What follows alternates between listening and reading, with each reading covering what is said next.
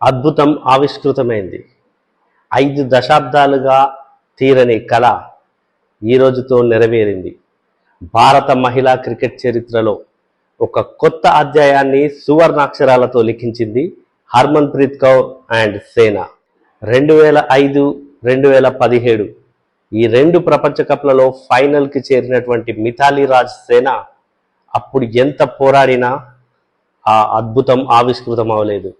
అయితే ఆ కలల్ని మోస్తూ అదే స్ఫూర్తిని ముందుకు తీసుకెళ్తూ హర్మన్ ప్రీత్, స్మృతి మందన, దీప్తి శర్మ లాంటి సీనియర్లు యువ ఆటగాళ్లతో కలిసి సంచలనం సృష్టించారు. భారత క్రికెట్ చరిత్రలోనే ఒక కొత్త అధ్యాయానికి తెరతీశారు. డివై పాటిల్ స్టేడియంలో జరిగినటువంటి ఫైనల్ మ్యాచ్లో, సౌత్ ఆఫ్రికాతో జరిగినటువంటి ఫైనల్ మ్యాచ్లో ఇండియా ఉమెన్ టీం సరికొత్త చరిత్రకు నాంది పలికి ప్రపంచ కప్ను సొంతం చేసుకుంది. ఫైనల్లో సౌత్ ఆఫ్రికాను ఓడించి జగజ్జేతగా నిలిచింది. మరి ఈ విజయం 140 కోట్ల మంది భారతీయుల ఆకాంక్ష, 5 దశాబ్దాలుగా నెరవేరినటువంటి కళ. మరి దీన్ని సాకారం చేయడంలో ప్రతి ఒక్కరూ దీంట్లో ప్రముఖ పాత్ర పోషించారు. ప్లేయర్ దగ్గర నుంచి, సపోర్ట్ స్టాఫ్ దగ్గర నుంచి, కోచ్ల దగ్గర నుంచి ప్రతి ఒక్కరూ కూడా భారత మహిళా జట్టుకి మద్దతుగా నిలిచారు. ప్రతి మ్యాచ్లో మద్దతుగా నిలిచారు. ఒక దశలో లీగ్ స్టేజ్లో వరుసగా 3 మ్యాచ్లు ఓడిపోయిన తర్వాత కూడా ఏ మాత్రం పట్టు వదలలేదు. గెలుపు స్ఫూర్తితో ముందుకు దూసుకెళ్లారు. న్యూజిలాండ్ను ఓడించారు. ఆ తర్వాత సెమీఫైనల్లో ఆస్ట్రేలియా వంటి బలమైన జట్టును, డిఫెండింగ్ ఛాంపియన్ను ఓడించి ఫైనల్కి చేరారు. సో ఫైనల్లో సౌత్ ఆఫ్రికా అద్భుతమైన పోరాట పటిమ కనబరిచింది. ఒక దశలో సౌత్ ఆఫ్రికా చేతిలోనే మ్యాచ్ ఉంది. అయినప్పటికీ కూడా టీమిండియా పట్టుదల ముందు సౌత్ ఆఫ్రికా పోరాటం ముందుకు సాగలేదు. 140 కోట్ల మంది భారతీయుల కళ నెరవేరింది. జయ హో టీమిండియా. మొదట ఫైనల్ మ్యాచ్ రోజు మ్యాచ్ ముందుగా స్టార్ట్ అవుతుంది అనుకున్నాము. సరైన టైంకి స్టార్ట్ అవ్వలేదు. ఎందుకు అంటే వర్షం పడింది. వర్షం పడటం వల్ల మ్యాచ్ ఆలస్యంగా మొదలైంది. మరి ఆలస్యంగా మొదలైనటువంటి మ్యాచ్లో సౌత్ ఆఫ్రికా టాస్ గెలిచి ఫీల్డింగ్ ఎంచుకుంది. టీమిండియాని బ్యాటింగ్కు రప్పించింది. మరి షఫాలీ వర్మ గత మ్యాచ్లో విఫలమైనటువంటి షఫాలీ వర్మ ఈ మ్యాచ్లో అద్భుతంగా ఆడింది. స్మృతి మందనతో కలిసి తొలి వికెట్కు 100కు పైగా పరుగులను జోడించింది. 40+ రన్స్ స్కోర్ చేసినటువంటి స్మృతి మందన అవుట్ అయింది. ఆ తర్వాత షఫాలీ వర్మ అయితే విరుచుకు పడింది సౌత్ ఆఫ్రికా బౌలింగ్ లైనప్ పై. ఎలా విరుచుకు పడిందంటే, ఒక దశలో షఫాలీ వర్మ కనుక సెంచరీ చేసి ఇంకాసేపు క్రీజులో ఉండుంటే టీమిండియా ఖచ్చితంగా 350+ రన్స్ అయితే స్కోర్ చేసేది. సో మరి షఫాలీ వర్మ కూడా అవుట్ అయిన తర్వాత జమీమా రోడ్రిక్స్ 24 రన్స్ ఏమో చేసింది. హర్మన్ ప్రీత్ కౌర్ కూడా 20+ రన్స్ చేసింది.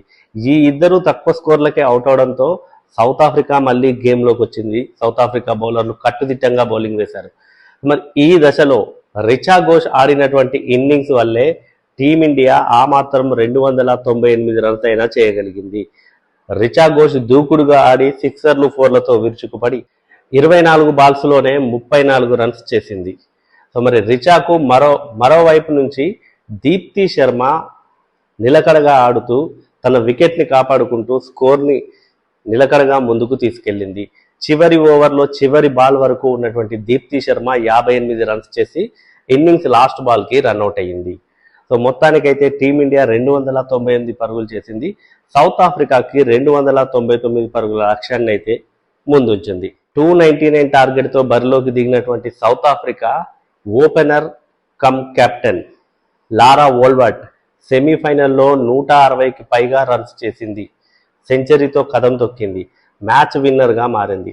మరి తను ఈ మ్యాచ్లో కూడా ఇండియాకైతే థ్రెట్గా కనిపించింది. మరి లారా వోల్వర్ట్ని ఉన్నంతసేపు అయితే మ్యాచ్ సౌత్ ఆఫ్రికా వైపే ఉంది. అప్పటికే 2 వికెట్లు తీసినప్పటికీ కూడా తొలి వికెట్ రన్అట్ రూపంలో వెనుదిరిగిన, ఆ తర్వాత తెలుగమ్మాయి శ్రీచరణి డకౌట్ చేసిన, తర్వాత వచ్చిన బ్యాటర్ని శ్రీచరణి ఎల్బిడబ్ల్యూగా అవుట్ చేసి పంపినా కూడా సౌత్ ఆఫ్రికా ఏ మాత్రం పట్టు వదలలేదు. గెలుపే లక్ష్యంగా మరి స్కోర్ బోర్డును అయితే కదిలించింది. ఇలా సౌత్ ఆఫ్రికా ఇన్నింగ్స్ సజావుగా సాగుతున్న వేళ అవుట్ ఆఫ్ ది సిలబస్ లాగా షఫాలీ వర్మ ఎంటర్ అయింది. ఈసారి బ్యాట్తో భయపెట్టిన షఫాలీ వర్మ బాల్తోనూ అద్భుతం సృష్టించింది.